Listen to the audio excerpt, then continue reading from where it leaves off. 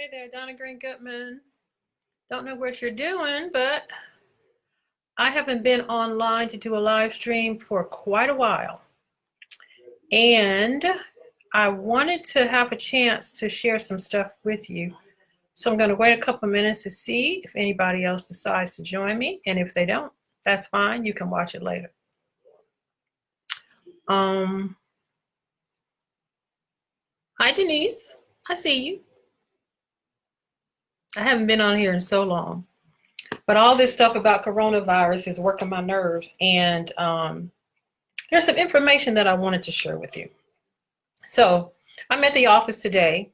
Our patients, this week, we have been spending time with them, giving them things that can help build their autoimmune system as we live through this coronavirus emergency, because it's bad for a lot of folks. I'm actually also eating lunch. We have students who rotate with us here at the clinic. And today we made a dish, a pasta dish. You can probably see that. And we put plenty of garlic in there and onions and bell pepper that are really going to be tremendous in helping people to improve their system. A lot of people who know me personally remember me because of the restaurant that my parents had and the fact that I like to cook and my experience with breast cancer, which of course has been an amazing experience that God has rescued me from. I see you, Deborah Chavers and Linda Webb and Kim. Thanks for joining us. Tell your friends that we're on. But what some people don't know is that my best friend, Joanne Dixon Smith, and I, we've been friends since high school. That's like 40 years now. And Joanne and I graduated from Loma Linda University. Joanne is actually an epidemiologist, and her undergrad degree was in biochemistry. And I am a public health educator who got my MPH from Loma Linda University. And so she and I have these professional conversations. And sometimes, unless you know that about us, that's not the kind of questions that you're asking me. I see Cynthia Chia Piane has joined, and both she and I are known for the food that we cook. But we had other things that we did as well. And so the other day, my BFF, Joanne Dixon Smith, and I had this long conversation, and we were just so excited because she used to work for the Centers for Disease Control in Atlanta. And while she was working there, I was working at Morehouse School of Medicine, doing community health promotion and forming coalitions of people and empowering people to make really great decisions about their lives and their health. And we would sometimes overact with each other. And a lot of the training that we got when we were in grad school literally was by the fathers of public health and research and all that sort of stuff. So when Joe and I talked the other day, I'm like, okay, Joanne, I don't have all of the training that you have relative to the specifics of epidemiology because that's your actual degree. So check me if I'm wrong. But the part I remember when I took my epi classes and my statistics classes and my environmental health is that we are literally facing an epidemic. And this thing started over in China. We understand, as I've taught my students recently, through the consumption or interaction with this bat. And there was transmission to humans and then continued human transmission. And we started thinking about all of the times that we have talked about it. And one of the biggest epidemics that impacted my life personally was the HIV/AIDS epidemic, where my brother contracted and actually died from it. And whenever I teach my students, especially when I was teaching college at Oakwood or at Morris College, I would talk to them about their sexual practices. And what I would do was draw on the board for them what happens when two people are having sex. Because when we're young and we're making decisions where we are looking to experience immediate gratification, sometimes we're not making the best choices. And so what I would do was draw on the board a male and a female who had had sex together. And I would tell them that when they had sex together, they were in bed with each other physically, but what they were experiencing was anyone that they had ever had sex with had joined them in the bed as well. And when I drew that picture, it seemed to make a lot more sense. And then I was able to explain to them how an epidemic started and how it impacted health. And I remember when I taught at Morris College, we had a student literally who had died of HIV/AIDS. And the students were running to me, asking me all these questions. And I explained that if you are not exposed to where the problem is, then your risk of getting the problem is much lessened. And so as Joanne and I were talking last week about this coronavirus, we're just amazed because maybe a month ago when I started seeing information about it, I started teaching my nursing students here at Oakwood, and I explained to them how it was going to spread and how through epidemiology and public health, we like to go back to find individual one as to where this actually started. And sometimes we see this when we're at family gatherings and somebody gets sick and you get home and somebody else got sick and you can trace it back to something on the barbecue or some potato salad or some mayonnaise or something like that. And so as Joanne and I talk, one of the things that is so important to us is teaching people how to reduce their risk. So if you're sexually active, you want to stay away from people who you know have a sexually transmitted disease. If you are married to that person or you're in an intimate relationship with them and they still have the disease and you want to be involved with them, then you want to use a barrier method so that you don't get it. But if you expose yourself to it without any protection, literally, you increase your risk of getting whatever they have. And so as Joanne and I talk, we're thinking, well, this is just another one of those epidemics. And if we can get ahead of it, then not so many of us will be impacted by it. And as I'm talking to friends and I'm talking to patients and I'm talking to my students, and we're literally watching this thing unfold in front of us, a lot of us are terrified, and rightly so, because our country did not get ahead of it the way that they should have. And so the things that they're suggesting that we do are very important. And what Joanne and I remembered was when we were at Loma Linda, a lot, because of our faith tradition, a lot of what we studied scientifically, we compared to a lot of the things that occurred in the Word of God. And in Leviticus, there's a lot of conversation of God with his children talking about how to prevent stuff. If you showed up with a spot on you and we knew it was contagious, that person had to be outside of the camp. That's isolation. And they could not be readmitted to the camp until they were sure that everything was done. There are things about women who were on their periods and you need to be out of the camp a certain period of time. Women who've had babies and why you needed to be separated from everyone. And we know that a person who had leprosy had to go around hollering that he or she had leprosy. And when Jesus healed them, they had to go and show themselves to the priest to make sure that they no longer had it. And that's what we're witnessing now with the coronavirus.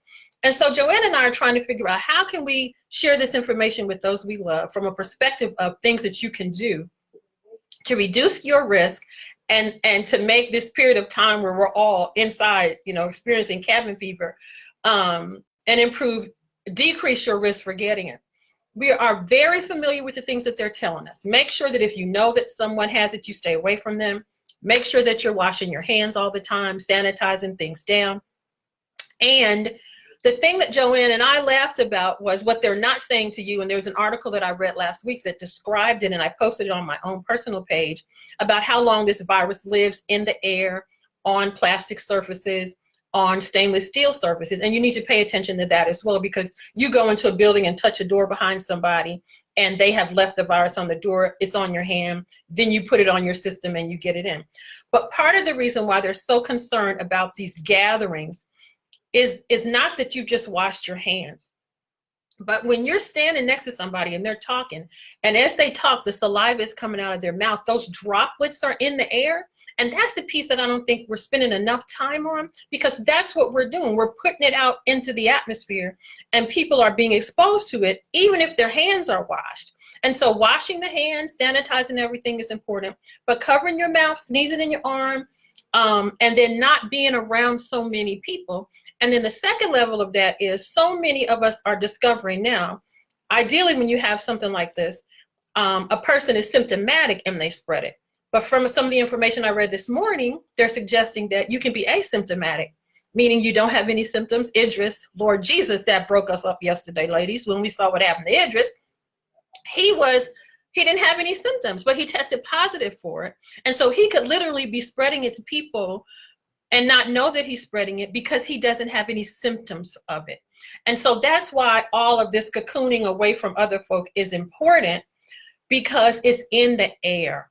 And we want to reduce our risk of being around a lot of people, the folk who are coming back into this country, literally, who got stuck in airports and are standing there. When you're in the grocery store, and there are a lot more people, there are not as many people there now, but you're exposed to it as well. At the schools, that's why the schools are shutting down. And so aside from those precautions, then if you have any of the symptoms that you're having, you need to make sure that you call the doctor, your private physician, call the emergency room. Don't go out, but call and describe, and then find a place where you can be tested if you have any of those symptoms. Here at our clinic, we're stopping our patients in our lobby when they come in, and they literally are asked to use hand sanitizer before they come in. Then my husband wants to know if they're having a fever, if they've traveled out of the country, if they've been exposed to anyone who has the virus, because we don't want them to spread it to our patients. And so far, we haven't come against anything. Then, as public health educators, what we understand is there are some things that are just good, what we call primary care. And I watched another video earlier today in another group I'm in, Wakanda, and someone there shared a video of her own. I imagine she was a pediatrician, and she went through all the medical stuff that you can do. And you can do all that medical stuff, but nothing beats your decisions to make good choices about your lifestyle. And so there are a few things I'm going to share with you, and I hope that it makes sense to you and that you're able to do it, especially since all of us now are homebound and we're with folk.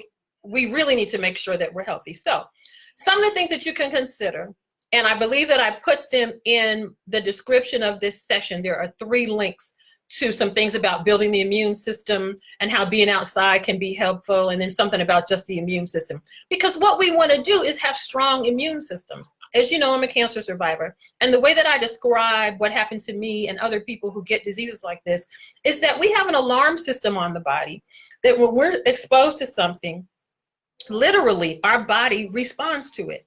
And many times we're exposed to it. We've probably been exposed to coronavirus and have not responded negatively with any symptoms because our immune systems were able to see it coming, whack it out, and it not be a problem.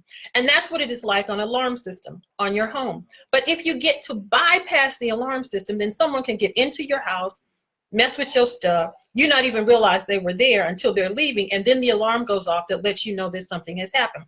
And so in your own body, you need to do things that are going to strengthen the immune system. What are the things that we're talking about? Primary care. And listen, if you're home now for the next 2 or 3 weeks or 8 weeks or whatever it is, to me, this is an excellent time for you to be making these kinds of decisions so that you and your family stay healthy. One of the things that you need to do is go to bed. Literally, when you go to bed at night, and as I'm reading people's posts online, and they're saying things like, you know, I'm feeling like I'm coming down because our lives pace is like this. And when you go to bed at night, this is the time that your body recovers you for all the things that have happened during the day. Making sure that you're getting that really good sleep, the earliest sleep that you can get, the better, which would be somewhere between 9 and 10 o'clock at night. And for those of you who live where we live in Huntsville, Alabama, in 2011, when that tornado came through here and we didn't have power at our house for about a week, when it got dark, we went to sleep. And we felt so much better. So making sure that you're going to bed every night is an amazing way for your body's immune system to build itself. If you can, during these 10 days, get some exercise, but make sure that you can get it outside. You don't have to go to the gym. I see that Planet Fitness has closed all its gymnasiums down right now, so you don't have that. But if you live in a place where you can get outside for a few minutes, if you've seen the videos of the people in Italy and Spain, they're standing on their balconies and on the top of buildings in between their apartments, and they're exercising and they're breathing in the fresh air.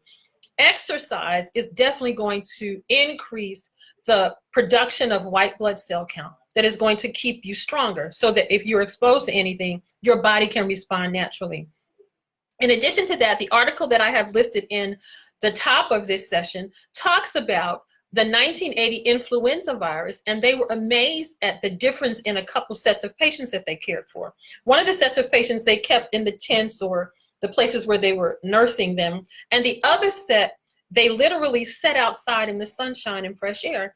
And it's now in that article that is listed here, it literally has been proven that being outside in fresh air and sunlight, the fresh air sanitizes the air. It's just like if you sprayed some Lysol in the air. And the sunlight is a germicide. And so just being able to sit outside, they saw an improvement in the patients who sat outside in the fresh air and sunlight compared to those who did not. And so if you can work wherever you live to go outside, take a 20-minute walk, then sit out there, maybe read the newspaper, read a new book that you're going to be reading for the next few weeks, play with your children while you're sitting in the sunshine, that is going to improve your body's own immune system so that you can fight whatever virus you're exposed to. In addition to that, a lot of us now are on vitamin D supplementation. And some of our patients and I have spoken about that. And their concern is, why are we taking all this vitamin D? And I explained to them that for years, we thought that the level for vitamin D that you needed was here. And so that's what we were prescribing, whether we were health educators, epidemiologists, nutritionists, dietitians, all that sort of stuff. This is where it was. Then we discovered that the amount of vitamin D that you needed was actually up here. And so in between what we were saying and what we discovered is where this gap was. And that's why so many of us are vitamin D deficient. And so if you are a plant-based person like I am, and they're prescribing these vitamin D supplements, they are made from animal products. So you may have a caution there, but if your doctor and you are comfortable with that, you should do it. The other thing that you can do is sit outside in the sun for 15 or 20 minutes every day. And if you're just sitting out there and only a square inch of your skin is actually exposed, you're going to get what you want. But when I was at Loma Linda, I would be upstairs with the not so black girls up on the roof in my bathing suit, just soaking up the sun. And it's something that I absolutely love. And part of the reason that is important, because we've also discovered that on every cell in your body is a receptor site for vitamin D. And vitamin D is closely linked to the immune system and our ability to fight off disease. And so if you're getting the sunshine that you need, then your body is holding on to that, and it's going where it needs to go, so that when you're exposed, the immune system, of course, is wide awake and it's making all the difference that it needs to. One of the things that I like to say to my students when we talk about this sunlight thing is that they will tell you that you only need to be out about 15 or 20 minutes. But if you're darker skinned, which most of the people in my life are, then you have to stay out there longer because of this amazing melanin that God has given us. And what I like to say is that if you're darker skinned, you get to stay out longer. Not you have to, but you get to stay out longer, because it's going to take a little longer to absorb it through all this amazing melanin, but it's going to be beneficial to us. And so make sure that you're getting the exercise, make sure that you're getting the sleep, and that you're outside getting the fresh air and sunshine. The other thing that your doctor would tell you would be to drink plenty of water, because as you're drinking the water, it's thinning mucus. And if you've ever had a cough or cold and had a dry throat and you started drinking water, immediately you started to feel better. And so when we're drinking the water, we enable our body to thin blood down, thin bodily secretions down, and then get rid of the things that are in our system that don't need to be there. So that's what you do internally. But externally, when we're exposed to water in a hot shower, a hot bath, a hot or cold shower, we literally stimulate the body's immune system. And some studies were done at Loma Linda where they discovered how many white blood cells they would find in the blood before they did this treatment, and then how many white blood cells they would find after that. And the more exposure they had to the sun, the greater the white blood cell count. The hot and cold showers literally improve the white blood cell count. And if you're stuck at home now for a couple of weeks where God has you, you can do all of this and it ain't gonna cost you no money whatsoever. And so what we do, a few weeks ago, I had what I thought was the flu. I don't know now if it was the flu or corona, as I hadn't had the flu in 40 years. I'm getting ready for work and I'm getting out the shower, and all of a sudden I'm supposed to be hot because I just took the shower, but I'm freezing. And I took my temperature and it was 102. And so I was down for about 5 days, and I was doing the sorts of things that I'm telling you to do. And I noticed on the days when my throat was sore and I drank the water, I felt better. I would take a really hot bath. And when you take a really hot bath, it raises your body's temperature and triggers the body's immune system so that the white blood cells come out and fight whatever's going on. And that seems to always help us out. And so that's something very simple that you can do.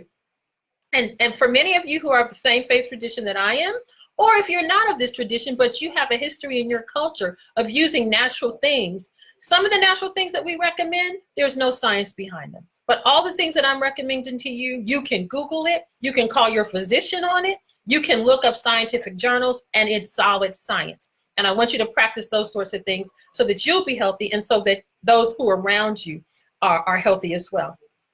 So you're sleeping, you're exercising in the fresh air and sunlight, you are using hydrotherapy, you're drinking the water the way that you're supposed to. It's going to be a little harder to not be stressed about this situation because this kind of rolled up on us after they didn't do what they're supposed to do in DC. But a lot of people are getting involved in meditation, this popular way of meditating, and my son is a proponent of that, and I've talked to some other people who do it. And if that is helpful to you, then you know, do what you need to do. But I'd like to recommend the biblical meditation. And my husband and I were looking at this one day in the book of Psalms. You talk about David, who says that on your word I will meditate both day and night. And so many of us, I have a student, Jeremiah Poland, who's my heart, another Brittany Works, who's my heart, and they are starting to unmask some things that we have been taught culturally that are a little different than what God intended. And one of those things is meditation. And so my husband and I, those of you who know us understand that hubby is a whole lot calmer than Donna is. And so in worship, Donna's all over the place and Eddie's sitting there just patting his foot. And so that was a challenge for us maritally because it was so opposite. So we were talking about it one day, and I decided, let me look up in the original Hebrew what this word means. And I don't want to misquote anything. So while I'm sitting here talking to you now, I'm going to go to my Bible on my little phone here, and I'm going to put in the word meditate. And then we're literally going to look it up in the original Hebrew to say what it means. And once I found this, it just gave me a total freedom about a lot of the challenges that I was facing in my life. Let's see here. Psalm 119. No, let's go to Psalm 1 and verse 2. And it says here, but his delight is in the law of the Lord, and in his law doth he meditate day and night. And so one of my students, Lori L., literally turned me on to this BLB Bible, which has the concordance and everything, and you can go and look at the original Hebrew words. And when we talk about the original Hebrew word, the word is Hagah, H-A-G-A-H. And when I look it up, it doesn't say to be quiet. It says to moan, growl, utter, muse, mutter, devise, plot, speak, roar, growl, groan. And I imagine David meditating on God's word day and night, and other passages in the word of God where you're meditating. And I think back to my own experience, specifically in my life when I had cancer, when I lost my parents and my brother. And the kind of talking that I was doing to God was not sitting there quiet like this with my eyes closed saying, I was like, Jesus, I am so disgusted right now with what is going on in my life because you have taken my mother and my father and my brother from me, and I just don't know what to do. And in the midst of this conversation, then I'm crying. And then I'm telling him a whole bunch of other stuff.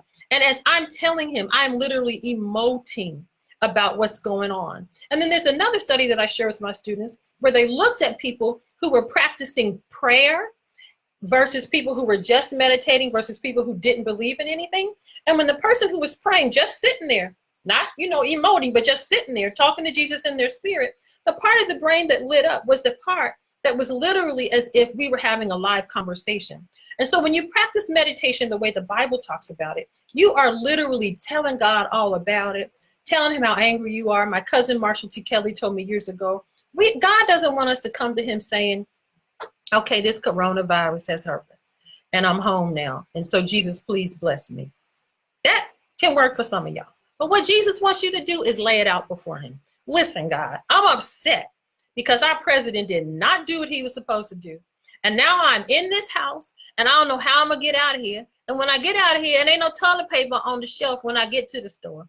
And my children are screaming and hollering. And my husband is home with me for this whole time. And this is nothing that I'm happy about. And God, I got bills to pay and I got such and such to do. And Lord, I'm online and they're giving out this crazy information. And what I need you to do is show me how you're going to help me through this. That sounds to me a little different than, Lord, the coronavirus is here now. What are you going to do? Because he wants you to pour out sometimes in groanings that cannot be uttered or muttered what's really happening in your heart. And one thing my BFF and I used to say was, when we get to these circumstances, we're the only one who's surprised. God knew this was coming already. So we don't have to ask him if he's going to work it out or how he's going to work it out. We just need to say, we're here, Jesus.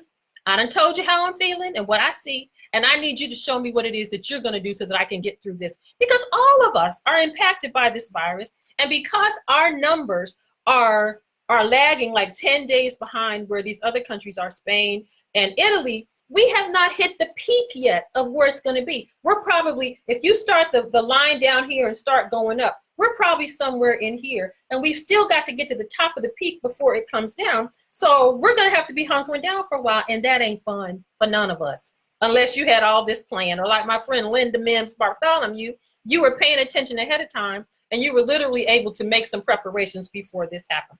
And so if you're exercising, if you're going to bed, if you're getting the sunlight and the vitamin D, and you're drinking the water, and you're taking hot baths, and you're putting the bath salts in the tub, and you are listening, laying prostrate before God, meditating in the Hebrew format, and letting God know everything that's going on, there's going to be some answers and some peace that's going to help you through the virus. And then, of course, that thing that you all seem to love me for the most is this stuff about food. And what I have done at the clinic this week with our patients is to recommend things to them, because when you're a patient here at our clinic, we literally provide something plant-based for you to sample every day while you're here, because we want you to make better choices, especially plant-based choices. While we recommend a plant-based diet, if that's not what you want to do, we understand that. But you need to be eating more plant food than meat and milk and dairy products and processed food and sugar and alcohol, because all of that may taste good for you, but it doesn't provide you with the ingredients that you need to build your healthy immune system. And so this week at the clinic, what we have done, we made up what we are calling nature's penicillin. And this nature's penicillin is a combination of oranges and grapefruits and lemons and limes and garlic and onion and ginger and honey and pineapple juice. And what are in these things? The reason that I am so excited about encouraging people to eat more plant foods is because years ago when I was studying for my degree, they weren't as aware of the fact that food provided much more than carbohydrate, fat, protein, and stuff like vitamins and minerals. But what they discovered is the Creator God put these phytochemicals in the food, and these phytochemicals protect the plant, and then when we eat the food, it protects us. And so this morning I listened to a physician say that one of the things that we used to use lots of time before was garlic. And part of the reason we want to use garlic is because of the phytochemical that's in there, allicin, that literally helps to fight off everything. We want to use things like citrus fruits, your grapefruit and all that sort of stuff, because of the vitamin C, which is good. But I don't know if you understand that if you take in more vitamin C than your body actually needs, the body's going to get rid of it in your pee. So you just wasted your money with that. And so while the citrus fruits gives you the vitamin C, when you cut your orange or grapefruit in half and all that pithy white stuff that a lot of us peel away, that's where the power is. So when we make our nature's penicillin, we literally wash the food and we put it in the blender whole, or cut up in pieces but with the skin, and blend it until it's like a smoothie consistency. And this is something that you're able to take. Now, if you're on a medication where you cannot eat grapefruit, you could leave the grapefruit out. But what we put in here was lemon and lime and grapefruit and orange and garlic and onion and ginger and pineapple juice. And my husband prefers that it tastes good, so sometimes he'll put a little honey in his. And we know that honey is also antibiotic, antiviral. And this is something, ladies and gentlemen who are listening, that you can tell your neighbor. You can take, when I was in Kroger this morning, there was an older Black woman in her little buggy, the drive buggy, and it was clear that she was struggling. So I went over and asked her if she needed any help. And she was just trying to buy some lettuce, but she didn't want to pay $5 for a little bag. So I said, well, let's find the iceberg. And I took her down where the iceberg was. It was $1.29. And I helped her pick out a head and I gave it to her. And she looked so sad when I first walked up to her. But when I put that iceberg lettuce in her buggy, her face just relaxed and she looked at me and smiled and she said, you have a nice day, sweetie. And so there are people on your street, in your building, where you can tell them, do you have some fruit in the house? What we're going to do is we're going to make you up some nature's penicillin. And I remember when we first introduced it to my son, he was probably 8 or 9 years old. And he's like, Mommy, if I drink this stuff and I die and they come and they do an autopsy, they're going to arrest you for child abuse. And I'm like, son, when they open up your body, all they're going to see is orange juice and lemons and limes and onions and garlic. And Mommy's not going to go to jail. And so there may be a little resistance, but if you can make it so that it tastes good, this will help the body fight, because God placed within the food antibiotic, antiviral, antibacterial properties. And if we use it to our benefit, it's going to help us to stay strong with the people that we're interacting with while we're waiting for this other stuff to happen. The other thing I have been looking for, and my brother David Person mentioned this to me, is elderberry. And I called my son, asked him about it. He knew where he could get it. We couldn't find it. And then my husband found it at the health food store. And when I went online to Google it, I actually looked at the pictures and I discovered that I think on our property where we live, we have elderberry. So I told him, This year, when he sees it, don't cut it down, because we were kind of afraid to eat those berries when we didn't know what they were, because we might not wake up and I wouldn't be having this conversation with you. But if indeed it's elderberry that we can use, elderberry has been proven scientifically, the phytochemicals that are in there help to improve the body's immune system. And so when you're taking this stuff and people say it can't get rid of the flu, well, it probably can't get rid of the flu. But what it does is it works on the body's immune system, so that the immune system sends out all of its warriors, and they're the ones that help you get better. In addition to elderberry, stuff like golden seal, what else? Echinacea, red clover, all of those are excellent blood purifiers that you can use. And if there's peppermint, ginger, in case there's any sort of congestion, any kind of spearmint will be very helpful. And I'm sure your mama, your grandmama has some other stuff that you could use too.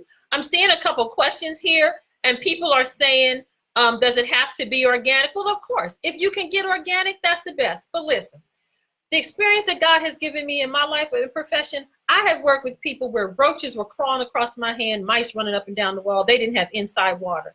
If they cannot afford to get organic, they need to get the best that they can. Now, some of you are living large and God has blessed you financially. And if what you need, you can get organic, then you get it. But what we want to do is make choices that are literally going to help our bodies to fight whatever we're facing. I found this one at Kroger today, right before I decided to come on air. And this is organic. Their Simple Truth brand, a lot of the stuff that they have is organic. So this is something that you could do. We just lost Earth Fair here in Huntsville, and that was my go-to to get herbs that were loose. Can't do that anymore. And so I'm just looking, and then I'll probably grow some stuff at my house that I can have it. I will definitely be posting the recipe for that and this recipe that I'm getting ready to talk about. So I'll add that after the comments when I'm done. The other thing that you need to do is making sure that you're leaving off sugar and alcohol and processed foods and animal products. And if you cannot leave off animal products, then you need to eat the animal products that don't have the blood and the fat in them, because all of those things are indicated in disease. And that's what we would call kosher meat. And I'm probably sure those of us who are plant-based, when we've been to the store, all our stuff is still there. You can probably still find some kosher meat if that's what you want to do. But all those foods that I just mentioned literally are inflammatory to the body system, and that weakens our immune system and makes us experience more symptoms, more complications from it, and probably strengthens the amount of time that we actually have the virus or whatever it is that we're trying not to get. So make sure you stay away from those. A study was done at Loma Linda University with the use of sugar. They took the blood of some students to see how many white blood cells their blood could kill, and it was something like 20 to 24. Each of the white blood cells could do that. And then they started adding sugar to them and testing the blood. And by the time they got to about 20 teaspoons of sugar, which is what you find in the banana split, those people were no longer able to kill, the white blood cells were no longer able to kill but one bad cell. And what I have back here, if I can get it for you, is something else that I like to share with my students. This is sugar cane. And those of you who are from the islands or from Africa, Louisiana, South Carolina, understand what this is all about. This is about 6 feet of sugar cane. It takes about 4 to 6 feet of sugar cane to make 1 teaspoon of sugar. And so while we're home, maybe for the first couple of days, I know we're grieving and you're eating comfort food. Once you've done that, then you need to get back eating the stuff that you need to eat. Part of the reason is because you could not eat as many feet of sugar cane as it would take for you to put teaspoons in your tea or in your pie or in your cake or in that Kool-Aid that some of us are still drinking. And when you eat so much of the processed sugar, it really wipes out the body's immune system. And so just being away from that.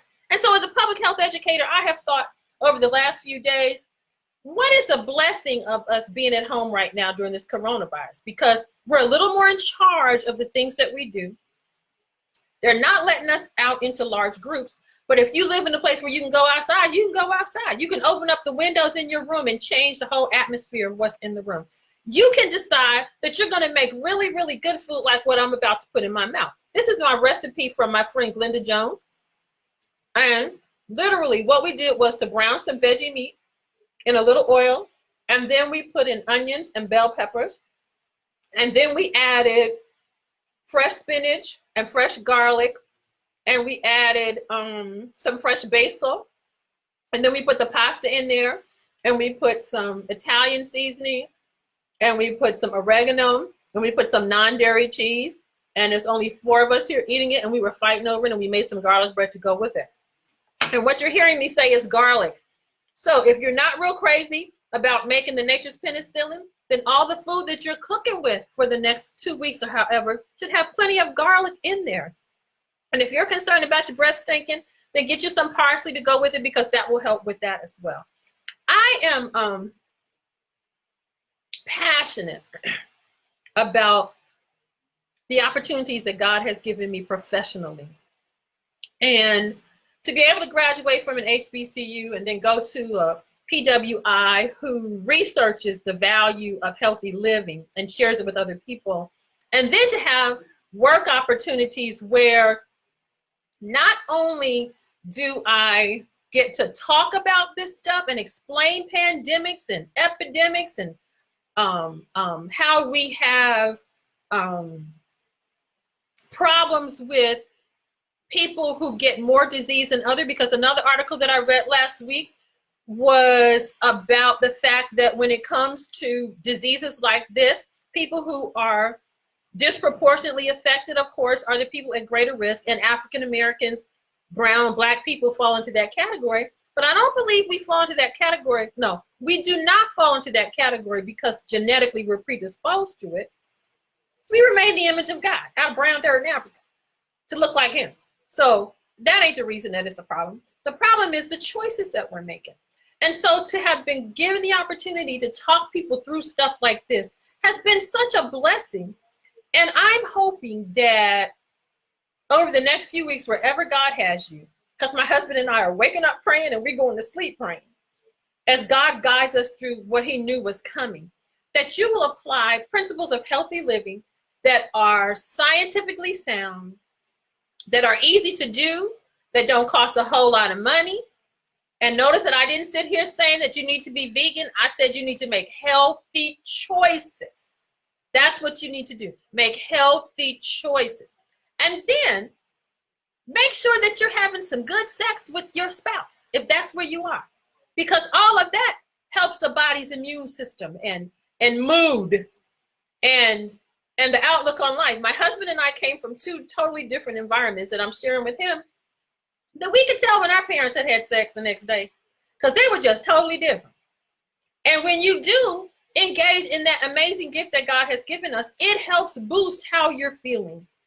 Now, if you're in that younger age group, because I'm in that 60-over group now, I don't have to worry about babies and all that. But if you're younger, make sure you use the protection so you won't have any coronavirus babies 9 months from now. But make sure that you're doing things that improve your mood and stimulate the body system the way that God intended for it to be and the way that science confirms. So what have I said? You do not have to be victimized during this thing that is happening right now. You can thrive during this coronavirus crisis if you decide to make some choices that are scientifically sound, but they're also scriptural, and they are ways to improve your health where it doesn't cost you a whole lot. And this other conversation, which my girlfriend Joanne and I were having, was our concern about churches gathering for worship, because everybody comes in with hands washed, but they start talking and all that spit comes out. And so the church with Myron Edmonds has been one of the foremost ones that I've seen talking about it. We are now being challenged to be the church without the building. And so if you can share this with your neighbor, if you can share this with your relatives and friends, if you're still in your job and it hasn't been quarantined or shut down yet, you can share this information with other folk so that they will have the tools that they need to live through this. And we can make that line not spike high, but we can flatten it down so that we can be done with this and on to the next thing. Because, you know, there's an election coming up in a few months. And something needs to happen with that. I'm going to scroll through here to see if there are any more questions that I can answer right now. I will post a nature's penicillin recipe. Yes, I will. I will post Let me see what anybody else is saying. And there are a lot of variations to this nature's penicillin. So if you see some other things you can put there, that would be just great for you to do as well. If the fruit is organic, yes, I'll put recipes up. Any other questions that I'm seeing here? I don't know of a plant-based vitamin D. It seems like I had something at home. Deborah Chavers, I can check that when I get back home because I'm at the office right now. But literally, it don't cost you nothing to sit outside. And from what I understand, the rain is off a little bit in Alabama, so we should be getting a little sunshine. You are a gift from God to the world. And right now, he has you in a place that you can show people how they can thrive through this coronavirus. I'm hoping that you'll do it. I thank you for your time. I want you to share this with your friends. You know, put it on wherever you want, your social media spot, so that folk can get this information and it can be a blessing in their lives. And what I'm getting ready to do now is go back and finish eating my pasta. Then I got a couple errands to run, and then I'm going back out to the Ponderosa for the rest of the day. Y'all take care, be safe, and remember, we always cooking up good health. Bye.